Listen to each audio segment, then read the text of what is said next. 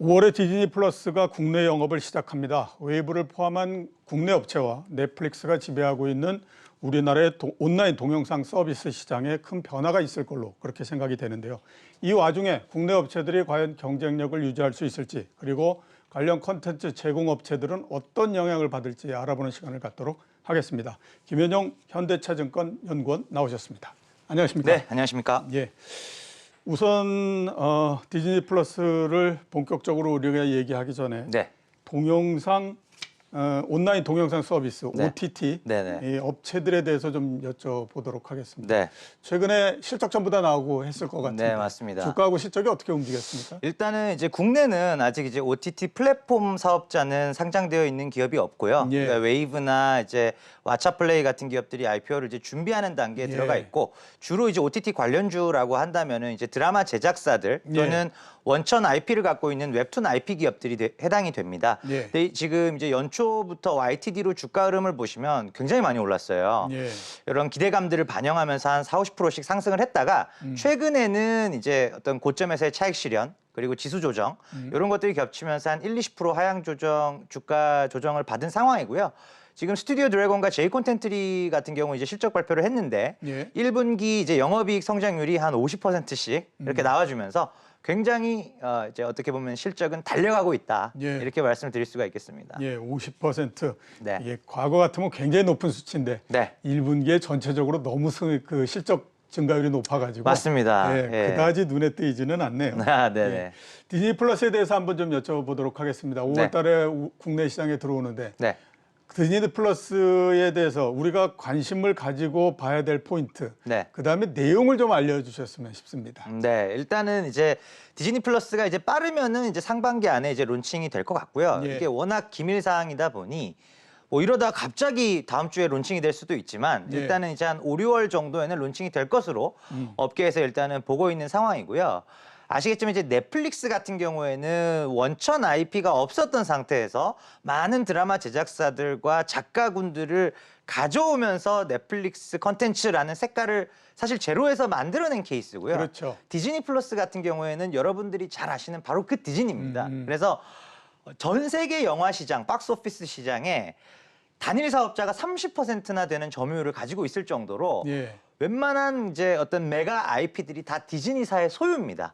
그러다 보니까 이 막강한 IP들을 기반으로 해서 이미 이제 북미 지역에서 이제 론칭이 돼서 현재 한 1억 명 정도의 유료 가입자 기반을 모집한 예. OTT가 바로 디즈니 플러스고 이들이 이제 국내 시장에 진출을 하게 되는 상황인 것이죠. 예.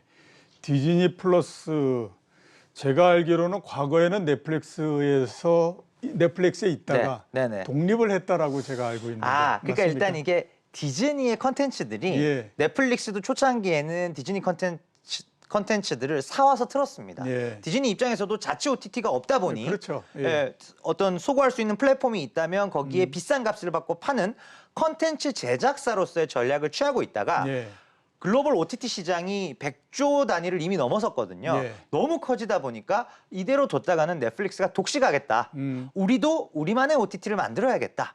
이렇게 해서 어떻게 보면은 이제 납품하던 구조에서 이제는 경쟁사가 되어버린. 경쟁사에서 우리도 독립해야겠다. 맞습니다. 해가지고. 예, 그렇게 이제 생겨난 개념입니다. 그러면 디즈니 플러스 디즈니의 가장 강점은 뭔가요? 역시 이제 좋은 컨텐츠를 만들 수 있다 이건가요? 맞습니다. 그래서 IP 파워라고 이제 요약을 해드릴 수가 있는데 뭐 스타워즈 IP나 또는 픽사 애니메이션 뭐 이런 부분들에 해당되는 수많은 서브 IP들이 다 이제 디즈니사의 소유고 예. 아시겠지만 이제 폭스 21세기 폭스를 인수를 하게 되면서 마블 쪽과 관련된 IP들도 이제는 다 디즈니사 소유가 됐어요. 예. 그래서 소위 우리가 헐리우드 쪽에서 넘어오는 그런 IP 컨텐츠들은 거의 한 그 물반 고기반이라는 표현을 쓰잖아요. 거의 디즈니께 반, 예. 나머지가 반.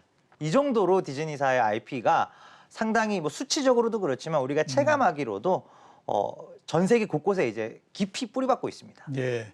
그러면 전 세계적으로 마켓 점유율 1위는 아무래도 뭐 넷플릭스일 것 같고 네. 2위가 디즈니 플러스인가요? 아직 아닙니다. 아직 아니고요? 2위는 이제 아마존 프라임 비디오라고 예. 해서 또 이제 굴지의 대기업이죠. 아마존사에서 운영하는 이제 프라임 비디오라는 똑같은 OTT 서비스가 사실 이제 아마존 프라임 비디오는 좀 색깔이 달라요. 컨텐츠를 자체 제작하기도 하지만 목적 자체가 미국과 일본, 유럽을 중심으로 하는 아마존의 본업, 즉 온라인 쇼핑 서비스와의 시너지를 위해서 진출을 해 있어요. 그래서 예. 한국에는 진출을 또 안 해 있고 예, 그렇네요. 아마도 진출할 계획이 단기, 중기 안에 없을 겁니다. 없고. 예, 그런 약간 색깔은 다르지만 전체 볼륨으로 봤을 때 글로벌 2위 OTT는 아마존 프라임 비디오가 맞지만 이제 디즈니 플러스가 이제 아시아 지역의 각각의 국가들로 공격적인 진출을 한단 말이죠. 그러면 예. 한 1, 2년, 2, 3년이 지나기도 전에 2위 자리는 충분히 바뀔 수 있지 않을까 이렇게 생각하시면 될 것 같습니다. 눈부신 성장이 눈앞에 있다라고 네네. 말씀을 해주셨고 디즈니 플러스가 국내에 들어오니까 네. 저도 그 궁금하기도 하지만 네. 시장에서 궁금함과 함께 우려를 갖고 있는 부분들이 네네. 국내 OTT 업체들이 과연 넷플릭스 그다음에 디즈니 플러스하고 맞붙어 가지고 네네. 경쟁이 되겠느냐 승산이 이 있겠느냐. 생각들을 굉장히 많이 하고 네. 그런 우려를 또 생각해 보면 당연하다라는 생각이 많이 들거든요. 네. 거기에 대해서는 어떻게 판단하십니까? 일단 결론적으로 저는 토종 OTT의 자존심이라고 볼 수 있는 웨이브는 예. 어떻게 보면 장기 존속 및 성장이 가능한 구조다라고 말씀을 드립니다. 예. 이유는 일단은 이제 넷플릭스가 작년도 매출이 4천억 초반 정도 한국에서 수익을 걷어갔어요. 예. 매출을 걷어갔는데 웨이브도 작년도에 2천억 가까이 매출을 올렸습니다. 예. 우리가 넷플릭스 한국 법인에만 좀 과몰입된 사이 웨이브를 좀 너무 과소평가한 게 아닌가라는 예. 생각이 들고 넷플릭스의 절반 정도의 크기에 와 있고 또 하나는 디즈니 플러스 진출을 한다고 하더라도 해외 쪽이나 글로벌 컨텐츠 쪽은 디즈니 플러스와 넷플릭스가 맞붙는 구조가 되겠지만 이 로컬 컨텐츠들 예. 분명히 웨이브도 지상파 3사를 확실한 그 어떤 캡티브 채널로 자리매김을 하고 있고 그 부분에 대해서 최근에 모범택시 같은 드라마들 많이들 보시잖아요. 예. 그 부분이 사실 웨이브 오리지널이거든요. 그렇게 색깔을 낼 수 있는 로컬 컨텐츠 쪽에서의 강점이 있기 때문에 저는 어떻게 보면 뭐 1강 2중 체제, 디즈니 플러스를 포함해서 1강 2중 체제 정도로 충분히 존속 가능한 국내 OTT가 웨이브다라고 웨이브. 말씀을 드립니다. 예. 일단 웨이브는 어떻게 됐든지 생존은 가능하다. 네, 볼륨도 그렇고 콘텐츠의 색깔도 분명히 차별화되는 포인트들이 있습니다. 예, 알겠습니다. 디즈니 플러스 들어오니까 네. 국내에서는 일단 뭐 OTT 관련 업체들은 네. 당연히 수혜를 못 받을 거고 네네. 제가 봤을 때는 컨텐츠 쪽이 수혜를 받을 것 같은데 맞습니다. 또 그냥 전혀 모르는 상태에서 생각해 보면 디즈니 플러스에 디즈니 컨텐츠 다 들어가는 거 아니야? 그럼 네네. 나머지는 없잖아 뭐 이렇게 그쵸, 생각하시는데 그쵸. 그건 아니죠. 그건 아닙니다. 예, 그렇기 때문에 예. 국내에서도 국내 컨텐츠 제공하는 업체들이 수혜를 볼 것 같은데. 네, 맞습니다. 예, 그 어떻게 그 보십니까? 수혜주들은 어떤? 일단은 이제 대형 드라마 제작사들이 가장 수혜폭이 크고요. 예. 그 다음이 웹툰 IP, 원천 IP, 스토리의 IP를 갖고 있는 기업들. 예. 그리고 마지막으로 이제 중소형 제작사들까지도 좀 온기가 가지 않을까라는 생각이고 대형 제작사는 스튜디오 드래곤과 제이 콘텐츠리 이 두 개 회사 가장 대표적이고요. 예. 그리고 웹툰 IP 기업들이 DNC 미디어가 가장 대표적입니다. 그래서 카카오 웹툰의 가장 많은 스토리의 원천을 공급하는 이제 소스 기업이거든요. 예. 그래서 그런 기업들 그리고 중소형 제작사들도 뭐 많이 있지 않습니까? 초록뱀 미디어나 뉴 뭐 그런 기업들도 조금 온기가 가는 그런 과정에서 좀 YTD로 주가가 연초 대비 좀 많이 상승을 했었던 그런 상황이고 전체적으로 봤을 때 그 기업군들이 모두 디즈니 플러스 진출에 따른 한국 진출에 따른 수혜주로 볼 수 있는 상황입니다. 예. 그래서 국내에서 컨텐츠 특히 드라마 컨텐츠 이런 거는 굉장히 뛰어나기 때문에 네네. 상당히 좀 수혜를 볼 수 있지 않을까라는 생각은 좀 듭니다. 네. 디즈니 플러스 들어오면서 또 KT하고 LG U 플러스하고 네. 또 이게 그 여러 부분들에서 같이 부딪힙니다. 아마 맞습니다. 이게 예. 누가 이걸 갖고 가서 네. 이 그 주도를 하느냐 하는 것 때문에 그런데 이 네. 관계는 또 어떻게 됩니까? 일단은 이제 넷플릭스의 경우에는 LG U 플러스가 초기에 좀 독점 계약을 몇 년 가져감으로써 예. 자사 IPTV 가입자 모집에 상당히 좀 재미를 봤고요. 예. 그런 관점에서 이번 디즈니 플러스도 LG U 플러스랑 KT가 어떤 그런 독점 제휴를 위한 물밑 협상에 들어가 있는 상태로 지금 업계에서는 파악을 하고 있고요. 예. KT의 경우에 독자 OTT인 시즌이라는 게 있지만 사실 잘 모르시는 분들이 더 많을 정도로 웨이브랑은 다르게 인지도가 되게 낮습니다. 즉 자체 OTT 기반이 굉장히 미약하거나 LG U 플러스는 없다 보니 예. 그런 이제 타 OTT와의 제휴를 통해서라도 자사 유료 방송 플랫폼인 IPTV 쪽에서의 어떤 매출 증가 그 부분이 통신업에서는 그나마 유일하게 성장성이 높은 분야다 보니 예. 그쪽에 좀 베팅을 하는 모습이고 아마 뭐 조만간에 디즈니 플러스가 진출하는 시점 정도에는 뭐 양사 중에 누가 위너일지가 좀 그림이 나오지 않을까 그런 생각입니다. 요 두 개의 경쟁에서 SK텔레콤은 빠졌습니다. 그렇죠. 왜냐하면 이제 SK텔레콤은 이제 웨이브가 아까도 이제 장기 존속이 가능한 기반을 마련했다라고 말씀을 드렸고 디즈니 플러스가 들어오게 되면은 사실은 싸워야 될 대상이지 그렇죠. 협업할 대상은 예, 아니거든요. 협업할 대상은 예, 아니죠. 그렇기 때문에 SKT는 빠져 있습니다. 싸우면서 협업할 수는 없는 거니까 맞습니다. 당연히 뭐 SK텔레콤 입장에서는 여기서 빠질 수밖에 없죠. 네, 맞습니다. OTT 컨텐츠에 대해서 한번 좀 여쭤보도록 하겠습니다. 네. 우리나라에 그냥 생각하기에는 드라마를 비롯해서 컨텐츠 그 경쟁력이 상당히 높을 거다라고 생각하는데 네. 그 다른 나라들 선진국들의 OTT 컨텐츠 제공 그다음에 컨텐츠하고 비교했을 때 네. 수준이 어느 정도 된다고 보십니까? 뭐 일단은 이제 가장 단적인 예로 K 드라마라는 어떤 이런 네이밍이 됐었던 시점이 언제였느냐? 한 2017년, 18년 CJ 그룹에서 야심차게 스튜디오 드래곤이라고 하는 독립 계열의 대규모 드라마 제작사를 설립하면서부터 정도라고 보실 수가 있거든요. 예. 그리고 해외로 나가는 한국 드라마 수출액이 급격하게 늘어나면서 한국 드라마의 위상도 높아지고 밸류에이션도 높아진 상황이라고 보시면 될 것 같고 최근 어떤 회당 제작비로 가장 많이 비교를 합니다. 그래서 K-드라마가 본격적으로 어떻게 보면 격상되기 전에는 회당 제작비 10억 정도가 정말 상한선이었어요. 10억이요. 10억. 한 회당. 한 회만 보통 되는데. 50에서 60분짜리 에피소드당 사실 5억만 넘어가도 꽤 큰 드라마다. 그렇죠. 예, 10억이나 썼어? 예, 예. 이렇게 얘기가 됐었는데 그때 당시만 해도 미국은 회당 100억이 넘는 드라마들이 많았어요. 꽤 있었어요. 예, 예. 근데 우리나라가 지금은 어느 정도 위상이냐? 그래도 회당 20억에서 25억까지도 예. 제작비를 쓰는 드라마들이 나옵니다.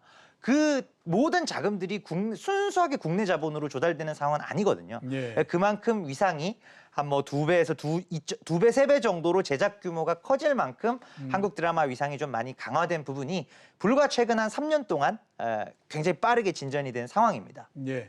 자, 그러면 그런 그 컨텐츠 관련주들 네. 앞으로 실적하고 전망은 어떻게 지금 주가 전망은 어떻게 보십니까? 일단은 주가는 사실 미디어 기업들이 속성상 변동성이 굉장히 큰데요. 예. 그럼에도 불구하고 캡티브 채널을 갖고 있는 대형 제작사들 이런 경우에는 중장기적인 우상향 패턴이 기대가 되고 중장기적인 투자 또한 가능하다라고 네. 말씀을 드리고요. 실적 같은 경우에는 사실 주가와 연동해서 항상 많이들 보시는데 체크하셔야 될 부분은 올해 말 정도가 되면은 한국의 OTT 가구 보급률이 이제는 40%를 넘어가게 돼요. 40%요? 예. 40, 50%를 넘어가게 되면은 올라가는 속도는 둔화가 됩니다. 그러다 보니까 이 속도는 이제 둔화되는 구간에 진입을 했는데 밸류에이션은 여전히 PER 50배, 100배 이렇게 받고 있는 기업이 있다면 예. 그런 경우에는 조금 조심을 하셔야 될 필요가 있다는 것이죠. 그래서 예. 실적도 우상향이고 주가도 우상향으로 보지만 지금 실적이 우상향되는 속도보다 조금 더 빠르게 주가가 먼저 우상향한 기업들이 좀 많이 보이거든요. 예. 그러다 보니까 그런 부분들만 잘 조심을 하시면 충분히 실적과 주가의 큰 그림에서의 방향성은 우상향이다. 이렇게 말씀을 드릴 수가 있습니다. 그래서 여쭤봐야 될 것 같습니다. 탑픽은 뭐가 좋습니까? 일단 지금 탑픽은 이제 만약에 이제 웨이브 같은 게 상장을 한다면 웨이브를 말씀을 드리겠지만 현재 시점에서는 이제 스튜디오 드래곤과 제이 콘텐트리 같은 각각 이제 캡티브 채널로 TVN, OCN 그리고 제이 콘텐트리 같은 경우 JTBC를 캡티브 채널로 두고 있는 드라마 제작사입니다. 예. 이들이 사실 넷플릭스에 대한 공급 이력도 가장 많았기 때문에 디즈니 플러스 또한 열린다면은 공급 이력 납품할 수 있는 작품들이 가장 많은 게 이 양사일 것으로 보여지고요. 또 최근에 지상파의 드라마 편성 물량이 많이 감소한 모습을 보실 겁니다. 예. 그래서 이제는 케이블 종편 채널과 OTT 오리지널 이 두 쪽의 공급을 많이 하는 회사들을 찾으셔야 되고 예. 지금 우리나라에서는 지금 스튜디오 드래곤과 제이 콘텐트리가 최근에 주가 흐름도 중소형 제작사들이 좀 먼저 달려갔다면 이런 대형 제작사들은 조금 덜 달려간 느낌이거든요. 예. 그래서 현재 주가 레벨과 업황 지수 같은 것들 종합적으로 감안해 봤을 때 이 두 개 기업이 가장 좋아 보입니다. 모든 면에서 공중파가 옛날보다는 확실히 힘이 많이 떨어졌다. 맞습니다. 라는 생각이 드네요. 네. 옛날 같으면 드라마 제작하면 당연히 공중파서부터 해야 맞습니다. 거기에서부터 영향을 확보할 수 있을 텐데 맞습니다. 그게 아니니까 말이죠. 네. 자, 오늘 나와주셔서 대단히 감사합니다. 네, 감사합니다. 예, 지금까지 김현영 현대차증권 연구원이었습니다.